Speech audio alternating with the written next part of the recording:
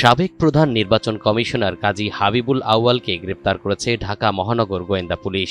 বুধবার দুপুর ২টার দিকে রাজধানীর মগবাজার এলাকা থেকে তাকে গ্রেপ্তার করা হয়। ডিবি যুগ্ম কমিশনার নাসিরুল ইসলাম এনটিভি অনলাইনকে বিষয়টি নিশ্চিত করেছেন। নাসিরুল ইসলাম বলেন, তাকে গ্রেফতারের পর ডিবি কার্যালয়ে নেওয়া হয়েছে। এরপর তাকে জিজ্ঞাসাবাদ করা হবে। গত ২২ জুন রোববার সাবেক প্রধান নির্বাচন কমিশনার নুরুল হুদাকে গ্রেফতার করে উত্তরা পশ্চিম থানা পুলিশ। আওয়ামী লীগ আমলে অনুষ্ঠিত ৩টি জাতীয় নির্বাচনে অনিয়ম কারচুপির অভিযোগে সাবেক প্রধানমন্ত্রী শেখ হাসিনা, সাবেক ৩ প্রধান নির্বাচন কমিশনার ও অন্যান্য নির্বাচন কমিশনারদের আসামি করে গত ২২ জুন মামলা করে বিএনপি। মামলায় মোট ২৪ জন আসামির মধ্যে কাজী হাবিবুল আউয়ালেরও নাম রয়েছে।